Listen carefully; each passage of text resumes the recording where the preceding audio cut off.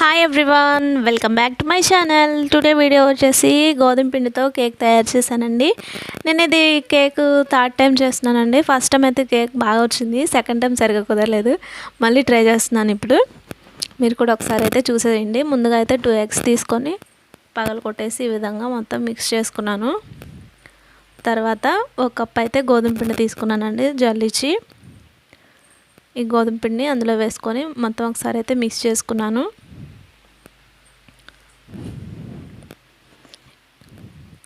Process ఏంటి ఇలా చేస్తుంది అనుకోవద్దు, ఎలా అయినా పర్వాలేదు, బాగానే వస్తుందండి కేకు. మొత్తం అయితే ఒకసారి మిక్స్ చేసుకున్నాను. తర్వాత మనం తీసుకున్న గోధుమ పిండి కప్పు ఉంది కదండి, ఆ కప్పుకి సగం వాటికైతే ఫ్రెష్ కట్ తీసుకున్నాను. దీన్ని ఈ విధంగా చేస్తే మొత్తం మెత్తగా అవుతుందండి, క్రీమ్గా అయిన తర్వాత మళ్ళీ ఇది కూడా బౌల్లో వేసి మిక్స్ చేసుకున్నాను. ఫస్ట్ టైం నా ఛానల్ చూస్తున్నట్లయితే ప్లీజ్ సబ్స్క్రైబ్ చేసుకోండి. 2 స్పూన్స్ అయితే ఆయిల్ వేసుకున్నాను.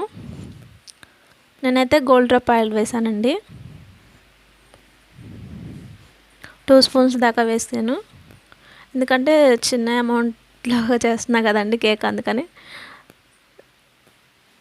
మొత్తం అయితే ఒకసారి మిక్స్ చేసుకున్నాను.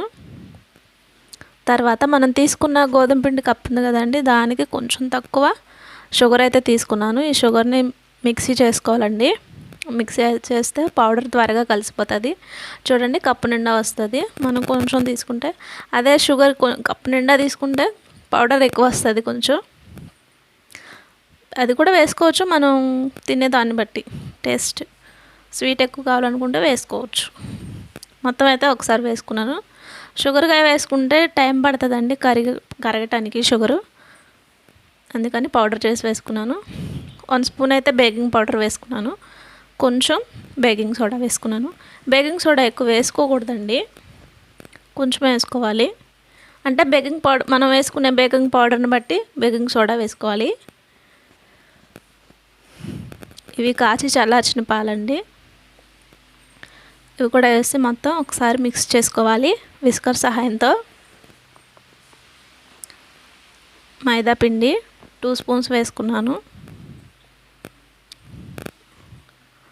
2 స్పూన్లు ఎందుకంటే నేను చిన్న కప్తో తీసుకున్నాను కదండి గోధుమ పిండి, అందుకని 2 స్పూన్ల దాకా మైదా పిండి వేసుకున్నాను. దీన్ని అయితే మొత్తం మిక్స్ చేసుకోవాలి విస్కర్తో. చూడండి, ఈ కన్సిస్టెన్సీతో చేసుకున్నాను. ఇప్పుడైతే దీన్ని కొంచెం ఒక 5 నిమిషాలు అయితే పక్కన పెట్టేసుకోవాలి. తర్వాత ఒక గిన్నె తీసుకున్నాను, మందపాటిది. దీనికైతే నేను నెయ్యి రాసుకున్నానండి. కొంచెం మైదా పిండి తీసుకొని ఈ విధంగా చేసుకున్నాను.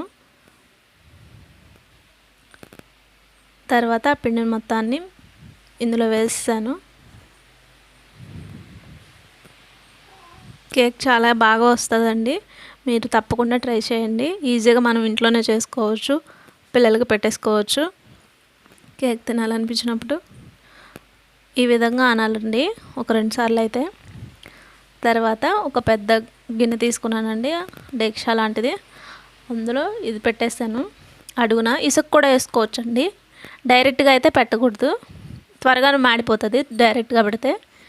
ఇసుక కానీ ఈ విధంగా కానీ తీసుకోవాలి. ఈ విధంగా పెట్టేసి ముందు హీట్ వచ్చే విధంగా, అంటే ఇది హీట్ అయ్యేలాగా ఒక 5 మినిట్స్ అయితే ఫ్లేమ్ మీద ఉంచాలి సిమ్లో. అది హీట్ అయిన తర్వాత మనం తీసుకున్న గిన్నె పెట్టుకోవాలండి. ఈ విధంగా మూత పెట్టేశాను. ఈ కేక్ ప్రిపేర్ అవ్వడానికి 30 to 40 మినిట్స్ టైం అయితే పడుతుంది. సిమ్లోనే ఉంచుకోవాలండి, హై ఫ్లేమ్లో పెట్టుకోకూడదు, మీడియం ఫ్లేమ్లో కూడా పెట్టుకోకూడదు, సిమ్లో ఉంచుకోవాలి. చూడండి, కేక్ అయితే రెడీ అయిపోయింది. ఈ కేక్ ఈ విధంగా వచ్చిన తర్వాత అంటే 40 మినిట్స్ తర్వాత ఆరనివ్వాలండి, వెంటనే తీసేయకూడదు, ఆరనివ్వాలి. 10 నిమిషాల దాకా, 1 గంట దాకా అయితే ఆరనివ్వాలి. తర్వాత ఈ విధంగా చేయాలండి. ఒక ప్లేట్ తీసుకొని పెద్దది, దాన్ని డిమోల్డ్ చేసుకోవాలి. చూడండి, కేక్ ఎలా వచ్చేసిందో ఈజీగా, చాలా ఫ్లఫీగా ఉంటుందండి. మీరు తప్పకుండా ట్రై చేయండి. వెంటనే తీసేయకండి, వెంటనే తీయటం వల్ల అవి విరిగిపోతుంది కేకు. కాసేపు ఆరనివ్వాలి. కాసేపు ఆరిన తర్వాత అయితే కేక్ బాగా వస్తుంది. చూడండి మీరే ఎలా వచ్చిందో. ఫ్లఫీగా ఉందండి, చాలా బాగుంటుంది టేస్ట్.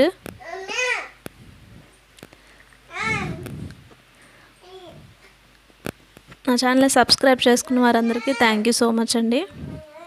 చూడండి ఫ్లఫీగా ఉంది కేక్. ఈజీగా మనం ఇంట్లోనే చేసుకోవచ్చు. మీరు తప్పకుండా ట్రై చేసి చూడండి. Thank you for watching my video అండి.